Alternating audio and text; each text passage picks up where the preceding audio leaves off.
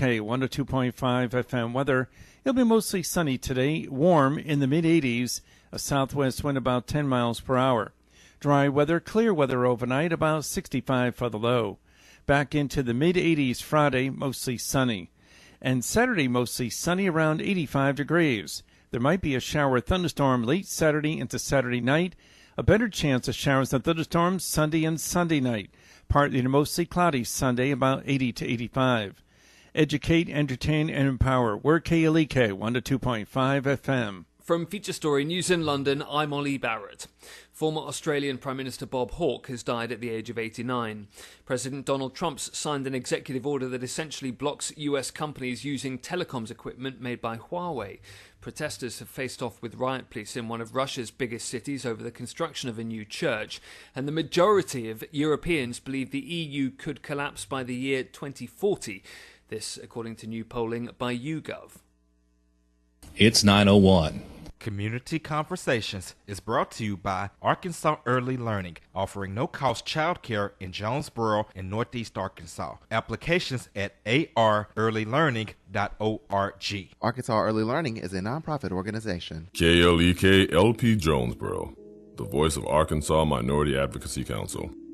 It's now time for Community Conversations, a program focusing on the people working to make the Jonesboro community a better place, while offering viewpoints from all sides of the issues. The views expressed in this program are those of the participants and do not necessarily reflect the views of KLEK 102.5 FM, the voice of Arkansas Minority Advocacy Council, or our underwriters or sponsors. KLEK 102.5 FM. Good morning to you on your Thursday. It's May 16, 2019. This is Community Conversations. Kato Wonder is in the studio with you. I am filling in for Quabila, who is off today, but joining us, we have some representatives of the Arkansas Poor People's Campaign. We have with us Dr. C.W. Campbell, Mr. David Nunez, Mr. Kaleem Nazim, and soon to be joining us on the phone will be Dr. Anika Whitfield. So she'll be calling in just a moment. We'll have her join the interview in progress. But gentlemen, how you doing today? Good morning, man. Doing all right. All right, so doing pretty good. So Dr. Campbell, I will start off with you. So can you just tell us a little bit about the Poor People's Campaign? I remember studying history about the original Poor People's Campaign during the Civil Rights Movement, and now you, along with the other people with you, are actually bringing that back. So let's kind of just jump right into it. That's great. I really do appreciate that. We are grateful for the radio station for taking this time, allotting us the opportunity to talk about the Arkansas Poor People's Campaign, a national call for moral revival, which is an extension of or a relaunch, if you will, of the 1968 Poor People's Campaign, initiated by the Southern Christian Leadership Conference, of which Dr. Martin Luther King Jr. Was the president. Now, in 1967, when they had a conference, their very first conference of the SCLC, he told them that at that particular time, that America was no longer, that would be involved with a civil rights movement, but now we would be involved with a human rights movement. And so therefore it expanded. It went far beyond black and poor. It went to all of the poor, inclusive, as well as those individuals who saw the plight of the poor as part of their responsibility. And so the 2017 relaunch by Dr. William Barber as one of the co-chairs, a gentleman that I know personally during my ministry in North Carolina, where I lived there for 20 years. So I know that particular gentleman personally. And so we're grateful for the privilege to work with this group, because no matter who you talk to, somebody knows someone else who is experiencing poverty. That doesn't mean they are poor. They're just experiencing an economic situation. I certainly believe poverty of the pocketbook is not indicative of the riches of the mind. All of us have riches within our minds that make the wealthy people rich, because what they do is exploit the minds of people who have great ideas. They don't pay them for what it's worth. They just give them what they think they can get by with. Absolutely. We may have missed Dr. Whitfield's call. Do you? If somebody could just write down her number on a piece of paper, I'll try to call her. I don't want to give her number out over the airways, but while someone's doing that, Dr. Campbell, definitely appreciate those sentiments. I definitely think that something like this is definitely needed now more than ever, because one of the things that you do see that is going on in the country today is that the inequality gap is definitely increasing between the haves and the have-nots. And of course, if you have a call, well, actually, we won't be able to take calls today once we get Dr. Whitfield on the phone. But if you have a question or a comment for one of our guests, you can give us a call at, excuse me, I'm so used to saying that. You can weigh in on our Facebook live feed, and we got a couple comments already. Shanika Wiley says, good morning, and Quabila is watching with you. So, David, I want to bring you in and kind of get your insight while I call Dr. Whitfield. So stand by.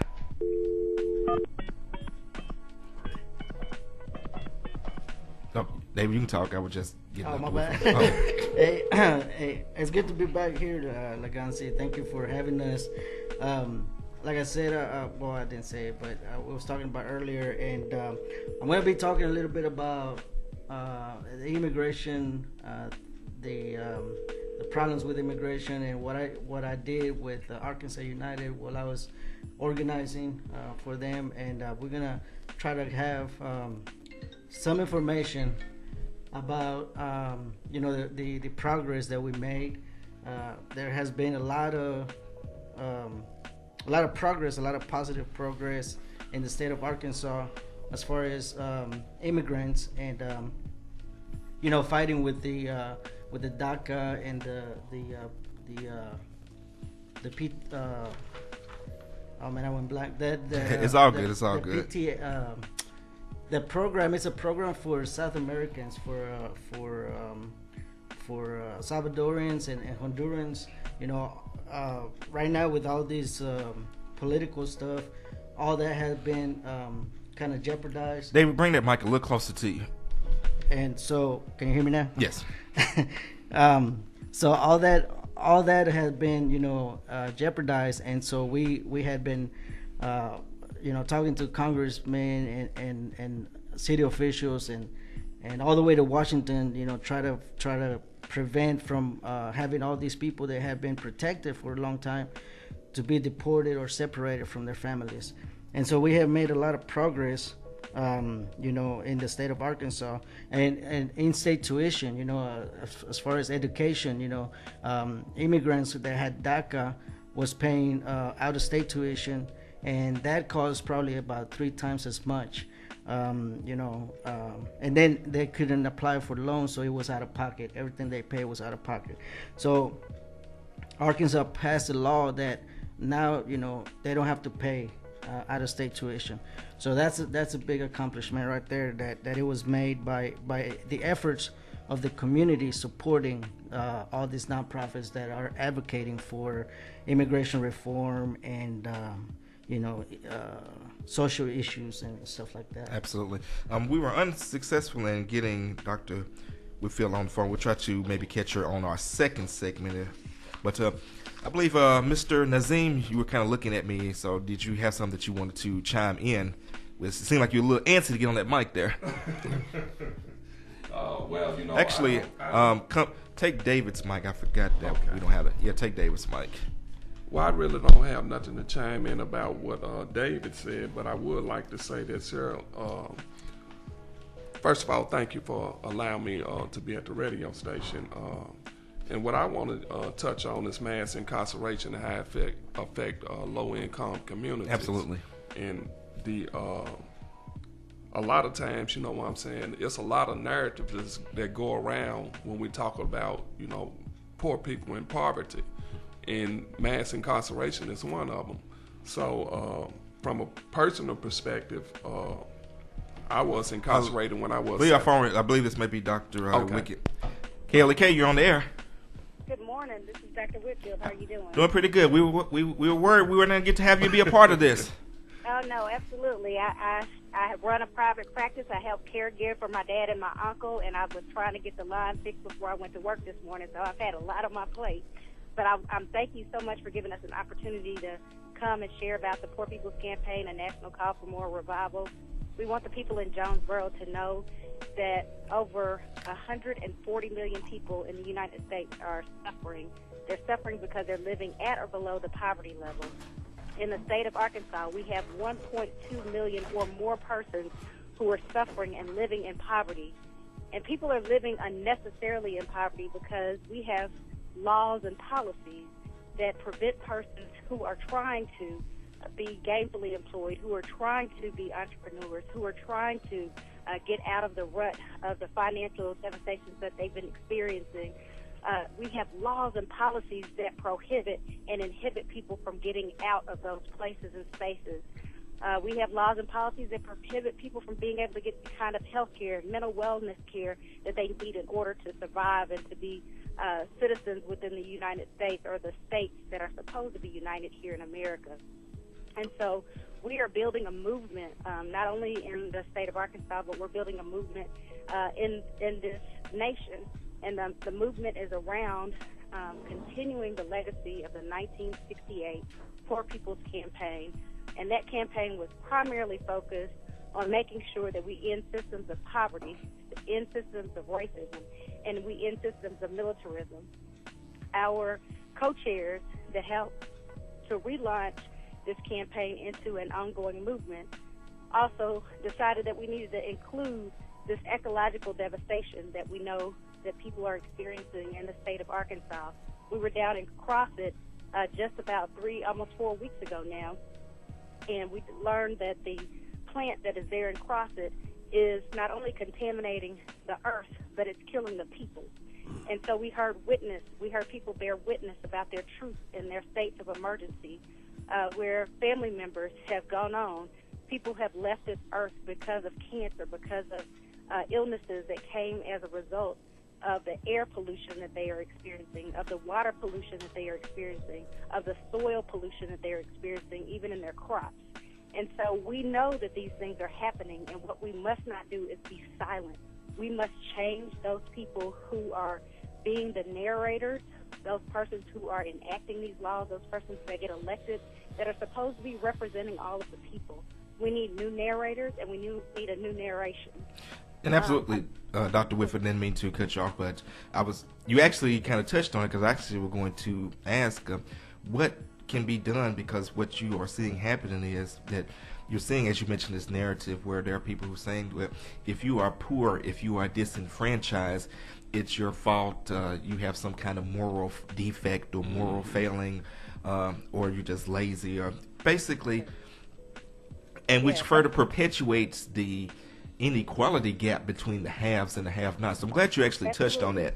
Absolutely, and that's the distorted and immoral narrative that we have to dismantle. That's why we need new narrators. We need people who are impacted by poverty, who can announce and make people know by amplifying their voices, and let people know that this is not about people having lack of moral character, persons who are experiencing poverty. Nobody wants to be living in poverty. Nobody wants to be living without access to resources and health care and excellent education. That's not a dream or wish of anybody that I know of. But what I do know is that there are people who get elected who realize that the more power they have, the more access to resources they have, and the more access to resources they have somehow translates oftentimes into greed. And rather than spreading the wealth, rather than making sure that people who are not experiencing being able to have access, we see people who continue to hoard that power and to control that power.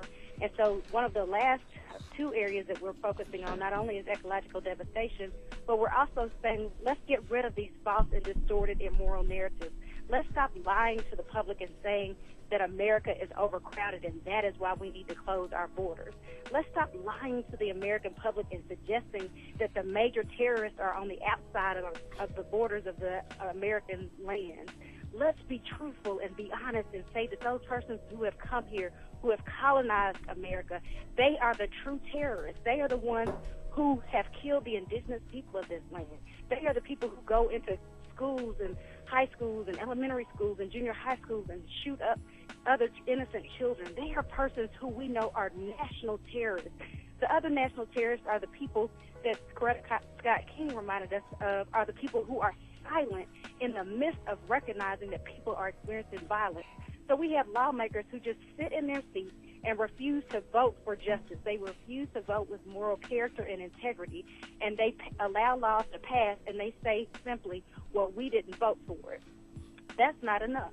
We need people who have upright and moral character, who will put together policies that are sound, who will put together bills that are sound, that are inclusive, and they will make sure that those bills and those laws not only pass and become law, but that they are enforced in the way that they're supposed to be enforced, so that they are including everybody.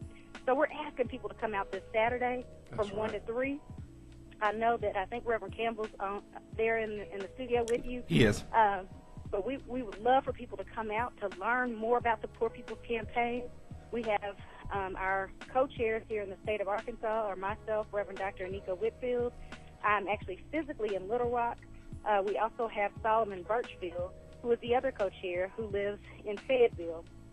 And we have some people that are coming to Jonesboro on Saturday who will be coming from Fayetteville. I think we might have 1 or 2 who are coming from Little Rock. And we're really hoping that people will show up at St. Mark Episcopal Church at 531 West College Avenue there in Jonesboro, so we can talk about these states of emergency that we're experiencing, these systems of poverty, these systems of racism, these systems of militarism and ecological devastation, these systems of distorted and immoral narratives, and these systems of voter suppression. We need for people to be well aware of what's going around them, be very well educated, so we can spread not only the good news, but so that we can spread a moral action where we collectively come together, that we vote in people who are willing to be the new narrators, to carry the new moral message, and make sure that we get new moral laws on the book, so that everybody in this country who has a right to live can do so and live well. Absolutely.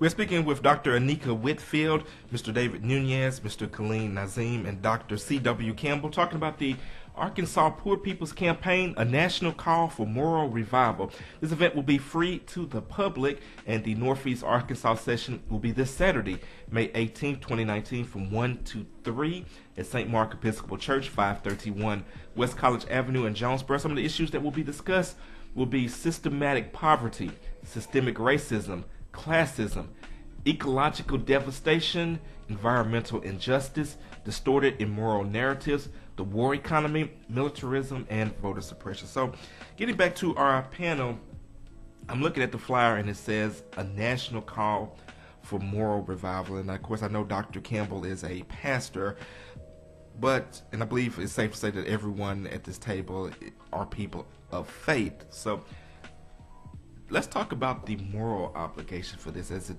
relates to your faith. Anybody want to tackle that? Well, I guess. Okay, well, go ahead. Well, Dr. Campbell, go ahead. No. Is Dr. Whitfield still on the line? Yeah, she is.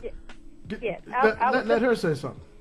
I was simply going to say that our national organizers are Reverend Dr. William Barber and Reverend Dr. Liz Theo Harris. They both ascribe to the faith of Christianity. They both walk in the Holy Scripture that tells us that even as you do unto the least of these, that you've done also unto me.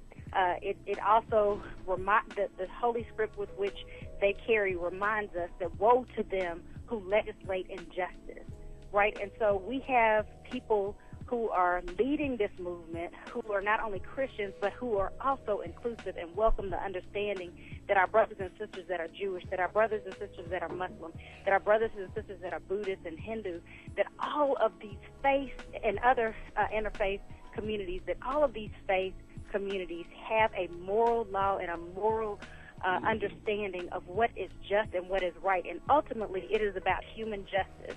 And so we recognize that in the state of Arkansas, when we are living with a minimum wage that is well below anybody's livable wage, we had been living at $8.50. We were able to raise it incrementally, and we had legislators who wanted to attack that and to suggest that people who had been in prison didn't deserve to have a $9.25 minimum wage that incrementally goes up to $11 an hour over the course of 3 years. They said that students who are 18 years of age and in college range did not deserve to have that same level of increment as far as a raise, and they wanted to not only repeal what was voted on in November, but they decided that they wanted to go back to $7.50, which is the national minimum wage. That is not a livable wage. That is how we legislate injustice. That's how we keep people impoverished. That is how we keep people from being able to care for themselves and for their families. And so when we say moral, we don't mean Christian. We mean moral standards. We're talking about human justice. We're talking about human rights. And every one of our faith scripts speak to that. Absolutely, and we definitely thank you for your comments, Dr. Whitfield. Did anyone else want to add anything to that? We got about 1 minute left. Dr. Campbell. I will say that Dr. Martin Luther King Jr. reiterated in the first meeting of SCLC that the civil rights movement, as far as he was concerned, was finished. At that point, in 1967, for him and for the persons present at that meeting, it became a human rights movement. And everything that Dr. Whitfield said is right on the mark in terms of all faiths do have moral standings. They do have moral objectives. And so that is what we are lacking in our country. What we want to do is to have man-made laws as our standards, as opposed to these higher standards that everyone should abide by. Absolutely. And with that, we're going to get ready to go into a break. Dr. Whitfield, please stay on the line. Do not hang up. When we get ready to go to break, you will hear our announcements, as well as everyone else out there that's listening. You will hear some announcements from our underwriters and our sponsors. But when we come back from the break, we will be back with more from representatives of the Arkansas Poor People's Campaign. Don't go anywhere. This is KLEK 102.5 FM.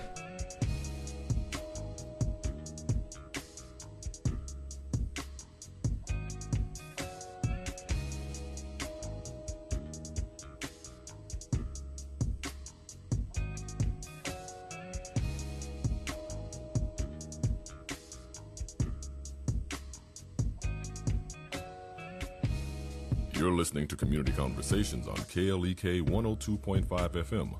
We'll be right back.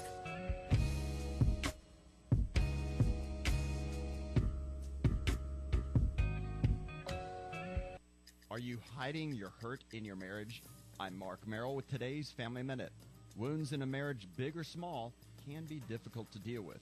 And every husband and wife can either choose to cover the festering wounds in their relationship and prevent healing, or they can choose to expose those wounds and promote healing. Here are several reasons why a spouse might hide the hurtful wounds. The first is pride. It would be too embarrassing if others knew what really happened. The second is shame. They're already ashamed and don't need to feel worse. Third, pain. Maybe pain is all they've really ever known, so they just live with it. Today, instead of ignoring or hiding your hurt, open it up and start treating it. Only then will the healing begin. Remember, your family first. Family Minute is made possible by the Kappa Nu Omega chapter of Alpha Kappa Alpha Sorority Incorporated, a non-profit organization committed to service to all mankind. Kappa Nu Omega Alpha Kappa Alpha on Facebook and KNOMEGA1908.com. Family Minute is brought to you by the Gears Foundation, a nonprofit organization providing students with assistance in their academic and career pursuits. Gears Foundation on Facebook, Gears_Inc. on Instagram, and the Gears Foundation at gmail.com. The Jonesboro Alumni Chapter of Delta Sigma Theta Sorority Incorporated was established on June 28, 1997 by 13 dynamic women who accepted the challenge of chartering the Jonesboro Alumni Chapter. Today, the chapter continues to impact the Jonesboro community by sponsoring programs such as the Sonia D. Williams Scholarship Breakfast, Community Back to School Bash, Delta Academy, voter registration drive, and autism awareness. Our focus correlates with the national theme: joy in our sisterhood, power in our voice, and service in our hearts. Our chapter supports Delta's 5-point programmatic thrust: economic development, educational development, international awareness and involvement, physical and mental health, and political awareness and involvement. More information about the Jonesboro Alumni Chapter of Delta Sigma Theta Sorority Incorporated is available at www.jonesboroalumnidst.org or via email jonesboroalumni@live.com. And now back to Community Conversations on KLEK 102.5 FM. And we're back on Community Conversations on KLEK 102.5 FM with our guests. We have Dr. Anika Whitfield on the phone with us, Dr. C.W. Campbell, Mr. Kaleem Nazim, and Mr. David Nunez. They're talking about the Arkansas Poor People's Campaign, a national call for moral revival. And this event will take place Saturday, May 18th, that's this Saturday, from 1 o'clock p.m. to 3 o'clock p.m. at the St. Mark Episcopal Church Fellowship Hall, and the address is 531 West College in Jonesboro. Some of the items that will be discussed will be systematic poverty, systemic racism, classism, ecological devastation, environmental injustice, distorted immoral narratives, the war economy, militarism, and voter suppressions. And of course, if you have any questions or comments, you can weigh in on our Facebook Live feed. Dr. Whitfield, are you still with us? I'm still here. All right. Well, we definitely thank you for holding on. So, Dr. Whitfield, all right. So let's talk about this campaign, because obviously the event coming up is the Northeast Arkansas session. But what are some other places in which you have already hosted sessions or plan on hosting sessions, and how have those sessions that went so far? Well, we've been quite a few places. We actually started out in 2017.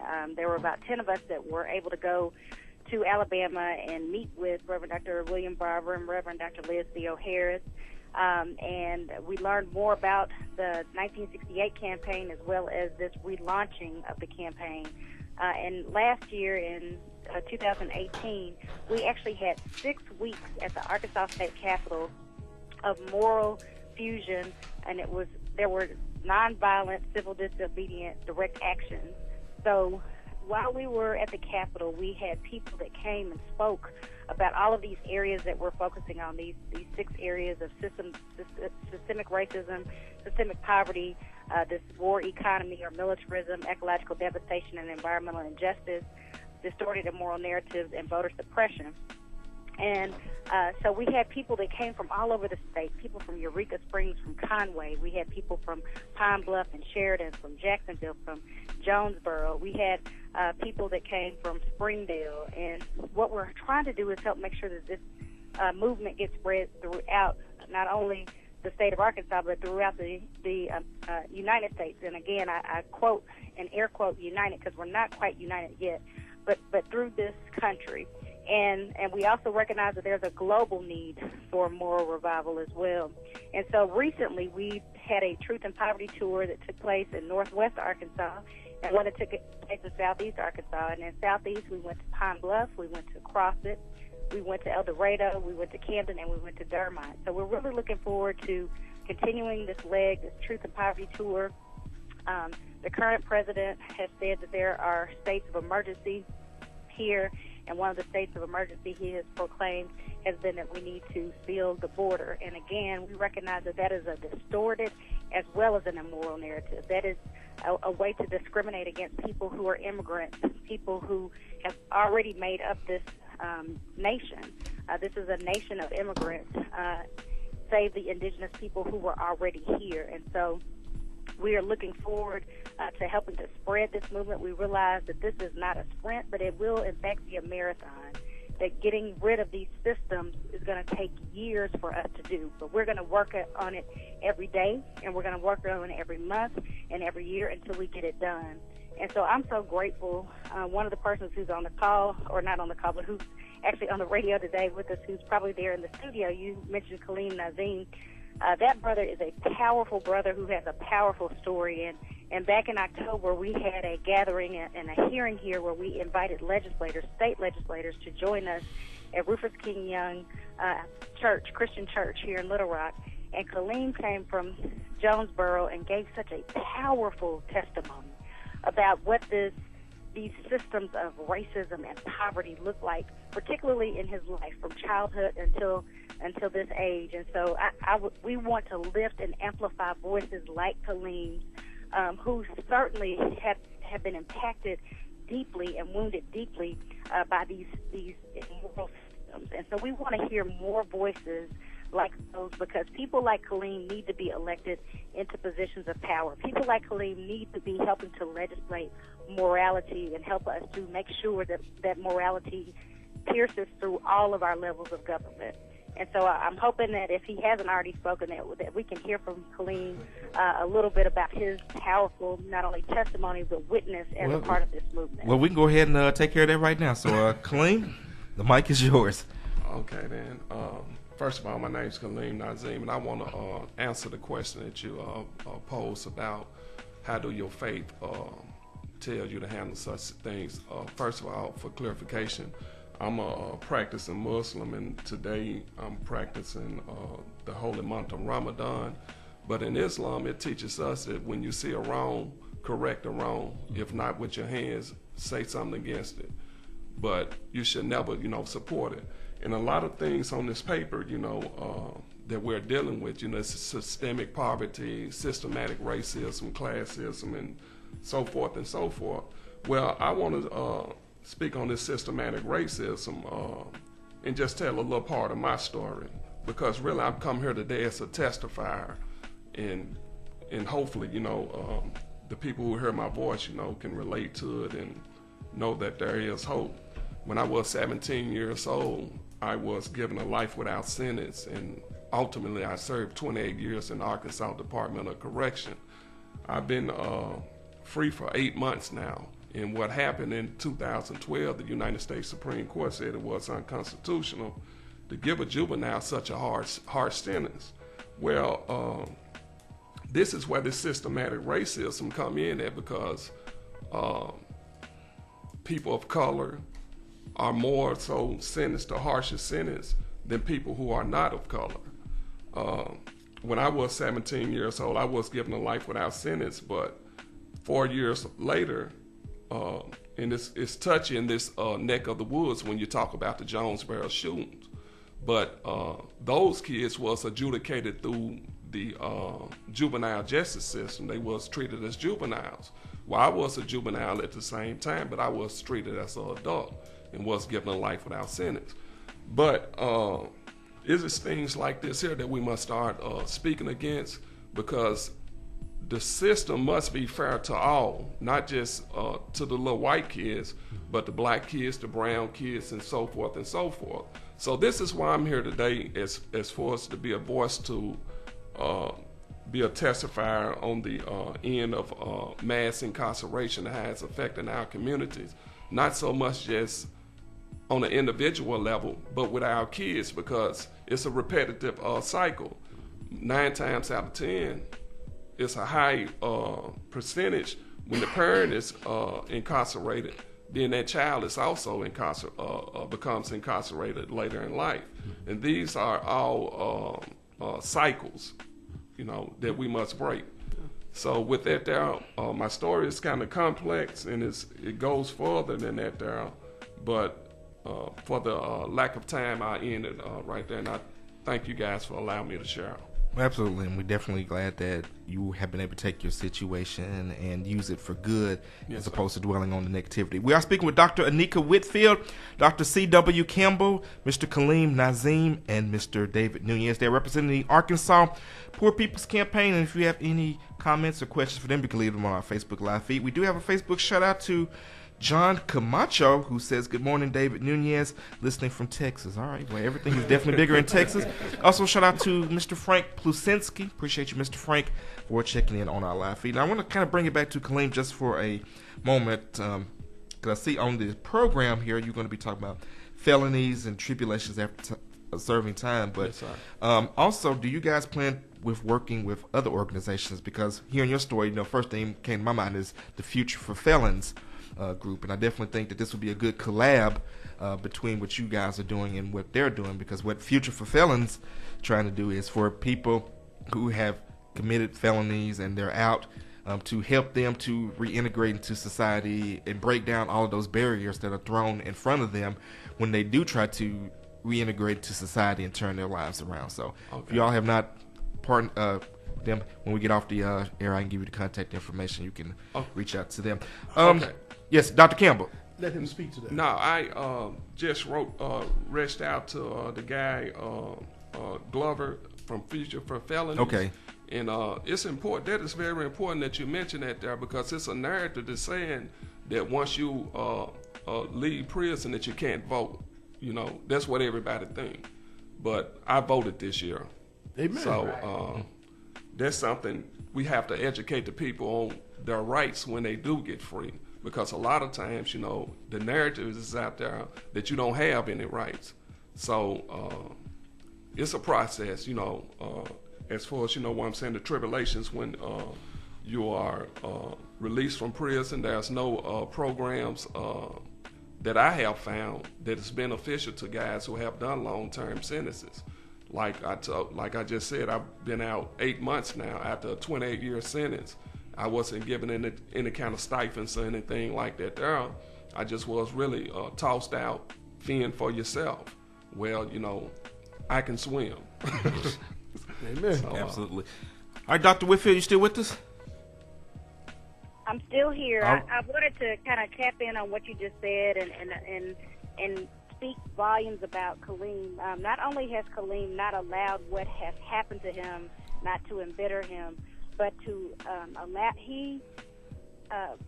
while incarcerated, while in that criminal injustice system, Kaleem was able to connect with some very powerful people who helped him to connect with his inner power and his inner voice, so that he could be a powerhouse and a piece of this puzzle that helps lend us to a system of living that is not only just, but a system that is moral and a system that is equitable. And Kaleem lives and breathes that every day. And I just want to commend him for being such a powerful human being. I also wanted to say that the Poor People's Campaign. Oh, absolutely. You know I love you, brother. I love you, too, sir. Yes, sir. The Poor People's Campaign, a national call for moral revival, is more than an organization. We are a movement.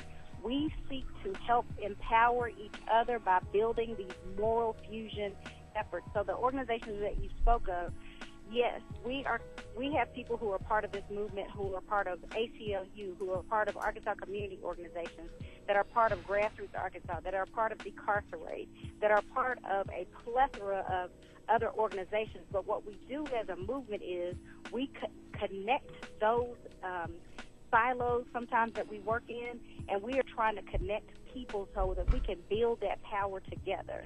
And so we absolutely welcome persons to be a part of the movement. And like I said, it's not a sprint, but this is a marathon. Absolutely. That we're working towards justice together. And I'm glad that you mentioned about a marathon, because I have here in my notes to ask you about a caravan and how people can participate. So kind of tell us a little bit about the caravan. Well, like I said, on April the 27th and 28th, we had a caravan that went to Pine Bluff, to Crossett, to El Dorado, to Camden, and then on the 28th we went to Dermot. And this weekend there will be people that are coming to Jonesboro, because we want to make sure that this movement is getting spread, that people understand what the Poor People's Campaign is. And so what's happening on Saturday at St. Mark Episcopal Church at 531, that is West College Avenue, there in Jonesboro. We will be continuing this Truth and Poverty tour. We'll also some of us will be in Dermot this weekend. Again, they're having a crawfish festival, and we will be down there to help them with their organizing of some areas that the people there have shared with us are areas of great concern. And one of those is around their water system. They have a very poor irrigation and water system there, even though they have great quality water.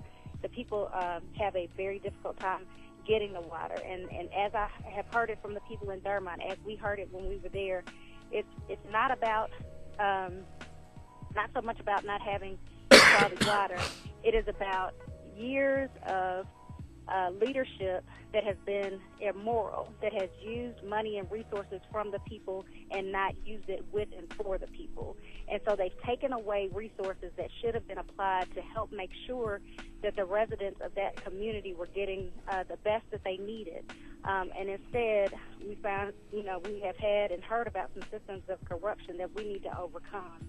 We also recognize that there are people who have been in leadership there over the years, and people who have the wealth that refuse to disperse it, who hold it in their hands and are acting as the other greedy persons that we see in our national leadership as well as other areas of elected leadership. Dr. Whitfield, didn't mean to cut you off, but Dr. Kimball wants to chime in with something right quick. Yes, I do want to say that at the bottom of our flyer in Jonesboro, we have individuals who are black, individuals who are Hispanic, individuals who are white, individuals who are Native American. And so we are definitely reaching out and trying to pull in as many segments of the present community as possible. And so everyone is not poor and everyone is not wealthy. So we do have a mixture when it comes to economic interests as well, because they too see the need for moral justice among all people. I'm glad you mentioned that, because it's important to note that movements like these it comes with a wide cross section of people, just like with the original Poor People's Campaign. You know, they were allies that came from different demographic backgrounds and whatnot. In fact, transitioning into that, I want to get you all's opinion on what are some of the lessons from the original Poor People's Campaign. What are some of the things that you all have taken from that you all are going to use with this campaign? Dr. Whitfield? Sure. I just wanted to finish my thought, and I'm sorry if it didn't sound like I was being inclusive, but part of what's happening, again, in Dermot this weekend is that there are people who are organizing around being renters there, and we know that our state does not allow for habitable rights as far as our laws. We are the only state, as far as I understand, that does not have habitable rights listed in our state legislation and in our state laws. And so that means that people that are renting property often are living in property that is not suitable for living. And so we hope to help them to organize and to use their power there. And that's part of what the 1968 Poor People's Campaign was about, was helping to change the system by helping to lift the power and the voices of the people that are most impacted, by building and bridging together those faith leaders, those middle-class persons, those wealthy persons who are not greedy, or I shouldn't say wealthy, but people who are upper class who are not greedy and who recognize that people are suffering and that is not acceptable. And so those are actions that we're trying to work towards. Absolutely, and we definitely appreciate that. No, I wasn't saying that you wouldn't get inclusive. Just Dr. Campbell wanted to bring that point home, and I just kind of added my comments. Let's bring David back in. You've been a little silent, so I'm going to have to pick on you. My guy David. So your passion obviously is immigration in relation to human rights, and we've been talking about the moral part of it. And of course, unfortunately, with you being Hispanic, you know, there has been a trend of hatred towards Hispanics and some backlash towards them. So again, like Dr. Whitfield said, you know, the narrative has to be changed so that there's not just hatred, not just towards Hispanics, but for marginalized people from any demographic. So you're going to actually be speaking about human rights and immigration at the event coming this Saturday. So I just want you to kind of give some thoughts, give some insight on some of the things that we've been talking about this hour. Right, and I was glad that the point got on the not so religious thing, because you know, I'm not a Bible thumper, but somewhere in there it says that faith without action is dead, you know. And what I've experienced is that when people work together, you make a bigger impact, you know, and not necessarily in the national level, but in the community level. And what I've learned is that we all have the same issues, you know. We all have the same struggles. It doesn't matter if you're black or white or brown, Muslim or whatever. We all go through the same thing, you know. The same laws affect us differently. You know, one law can affect an individual differently. So what I have been working with this organization was to accommodate the laws so they can help everybody equally. And the struggle is real, man. I mean, you have to, it's like biting teeth, you know, trying to work with the community and to make the progress that we made, it took a lot of effort, but you have to give credit to the community. The credit it goes back to the individuals that get involved in the movement, in the programs, in the process.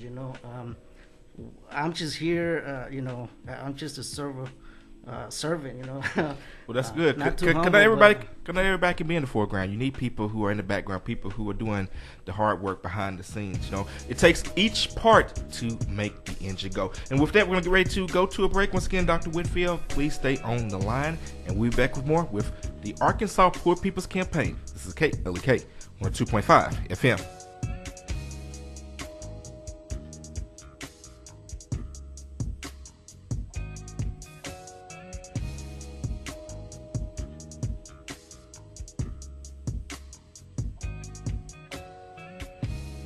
You're listening to Community Conversations on KLEK 102.5 FM.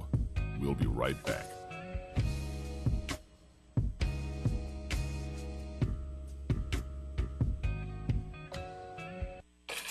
We're back with Money Matters. I'm Alfred Edmond Jr. Constantly running out of money before you run out of time is a sign that you need to get your spending under control. If you have a budget but you can't stick to it, you could be buying into lies, also known as marketing messages, which cause you to overspend. Here's a big one. Limited time only. For most products, prices nearly always drop over time. In addition, new versions of the product will also become available. The key to controlling your spending is to shop based on what you actually need, can afford, and fits into your budget. Resist invitations to spend outside your budget based on what you supposedly deserve, what everyone else is buying, or a so-called once-in-a-lifetime deal or sale. Bottom line, the more money you spend, the less money you can save. Anyone who tells you different is lying to you. I'm Alfred Edmond Jr. for Money Matters, a product of American Urban Radio Networks. Money Matters is made possible by the Jonesboro Alumni Chapter of Delta Sigma Theta Sorority Incorporated, a nonprofit organization focused on joy in our sisterhood, power in our voice, and service in our hearts. www.jonesboroalumnidst.org. Money Matters is brought to you by the Gears Foundation, a nonprofit organization providing students with assistance in their academic and career pursuits. Gears Foundation on Facebook, Gears_Inc. on Instagram, and the Gears Foundation at gmail.com. Money Matters is brought to you by Bancorp South, offering checking, savings, loans, credit cards, and wealth management. 5 locations in Jonesboro to serve you. www.bancorpsouth.com or 870-972-9800. It's graduation season, and KLEK 102.5 FM is offering you an opportunity to congratulate or shout out that special graduate in your life for just $10 per message. The messages will air from May 1st through 25th at 7:31 a.m., 12:31 p.m., and 5:31 p.m. Proceeds go to help keep KLEK on the air. KLEK will also donate a portion of the proceeds to the Sonia D. Williams Scholarship Fund of the Jonesboro Alumni Chapter of Delta Sigma Theta Sorority Incorporated.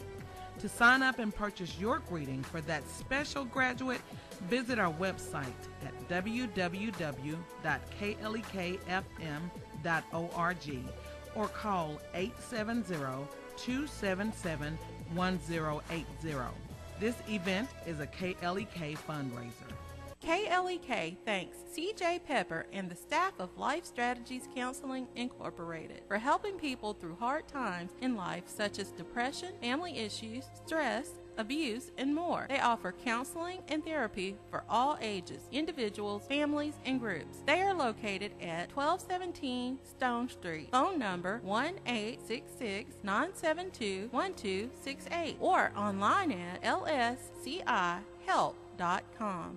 House of Details, located at 3915 East Highland in Jonesboro, is a proud supporter of KLEK, offering detailing on any type of vehicle, basic wash, hand wash, shampoo, interior cleaning, waxing, buffering, headlight restoration, pickup, delivery, and more with the motto of anything mean we can clean. Details at 870-273-5187. House of Details on Facebook and at klekfm.org.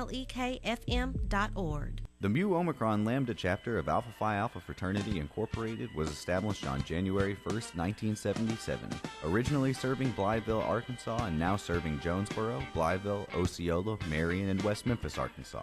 Today, the chapter continues to make an impact by focusing on Alpha's national community outreach initiatives such as My Brother's Keeper, A Voteless People is a Hopeless People, Go to High School, Go to College, Project Alpha, Boy Scouts, and the March of Dimes. The Mu Omicron Lambda chapter of Alpha Phi Alpha Fraternity Incorporated is committed to Alpha's mission of developing leaders, promoting brotherhood and academic excellence, while providing service and advocacy to the community. More information about the Mu Omicron Lambda chapter of Alpha Phi Alpha Fraternity Incorporated is available at MOL Alphas on Facebook or via email at molalphas@gmail.com. And now back to Community Conversations on KLEK 102.5 FM. And we're back on Community Conversations on KLEK with our guests, Dr. Anika Whitfield, Dr. C.W. Campbell, Mr. Kaleem Nazine, and Mr. David Nunez. Once again, we are talking about the Arkansas Poor People's Campaign, a national call for more revival. This event is free to the public. It will take place this Saturday, May 18th, 2019, from 1 o'clock p.m. to 3 o'clock p.m.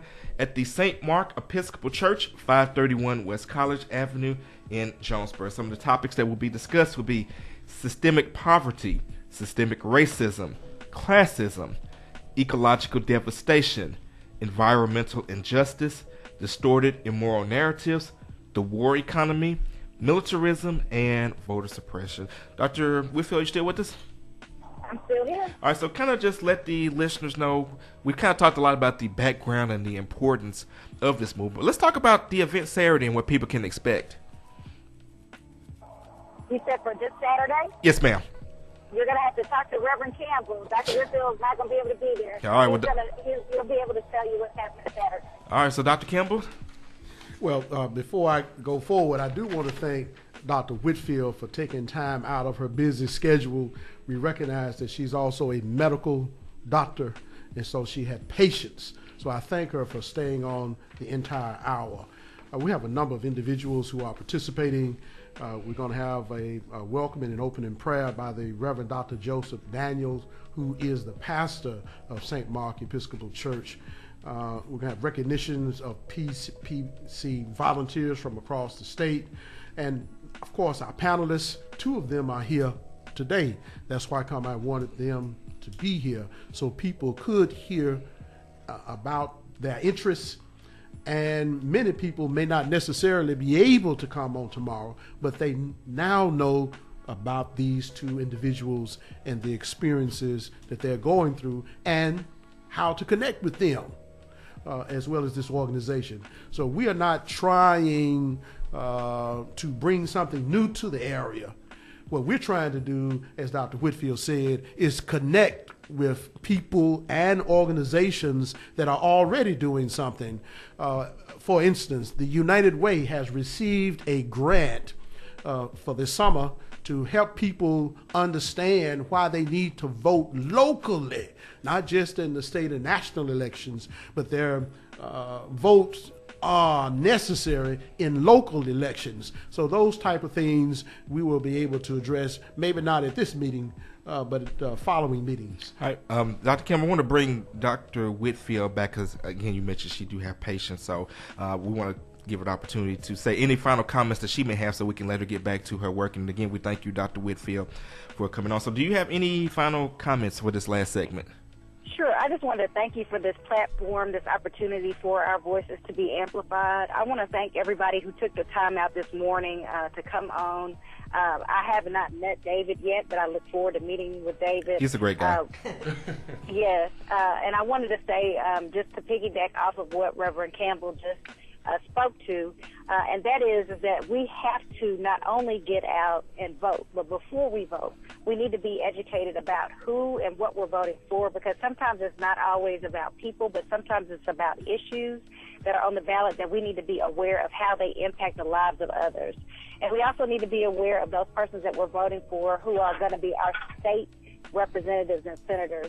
We had a lot going on in our 92nd legislative session this year, from laws to help make sure not only that guns were protected as with the Second Amendment right, but we even had fiercer laws that were put forward to create even more division and fears among persons. I'm not sure if listeners are aware that we had laws where people now can purchase silencers, and I've asked persons from law enforcement persons to prosecuting attorneys to persons who are avid hunters if having a silencer is something that an average person would need, and who actually uses silencers, and all of them agreed that those were things that are used for military or in combat.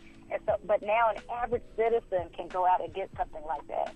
We also had laws that were passed to end any efforts that cities are making to try to have sanctuary cities, so that persons who have immigrated here can get their full citizenship or be naturalized, and to be safe from being threatened and harassed by ICE, who makes money off the backs. This is another form of slavery, who makes money off the backs of persons who are our brothers and sisters who have come from places like Mexico, El Salvador, Ecuador, Honduras, from the Latinx community. And so we cannot afford to have people who are sitting in places of power and position that are voting these immoral laws into action. And then Kaleem mentioned about the fact that he was able to restore his abilities to vote. We have legislators this session that tried their best to keep people who have been formerly incarcerated from ever being able to be elected into positions. These are the kind of people that we have recently elected, and we need to make sure those people do not get back in office.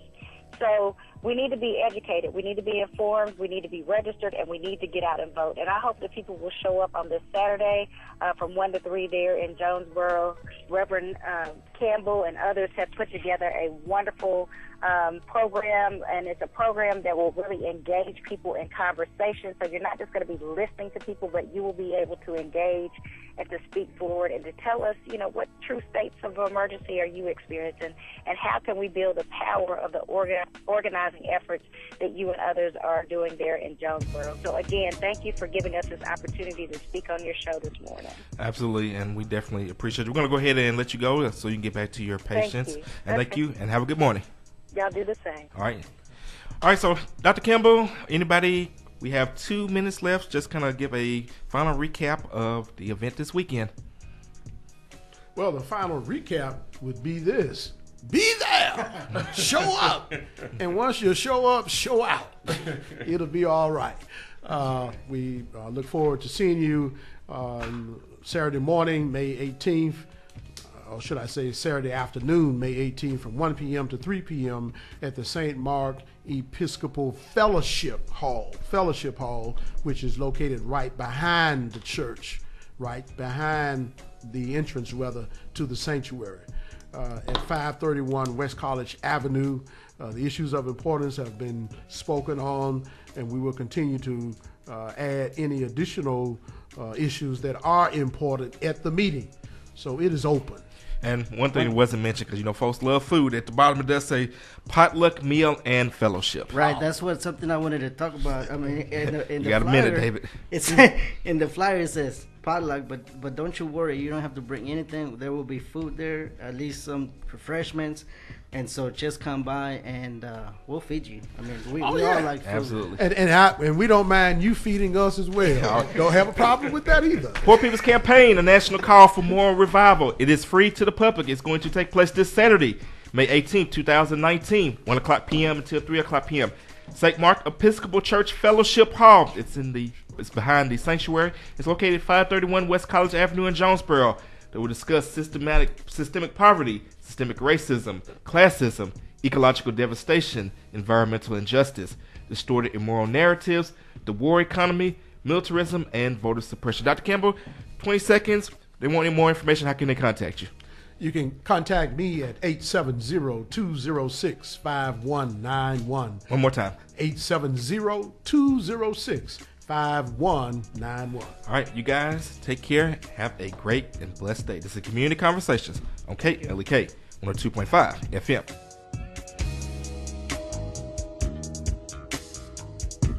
Thank you for listening to Community Conversations on KLEK 102.5 FM, a program focusing on the people working to make the Jonesboro community a better place while offering viewpoints from all sides of the issues.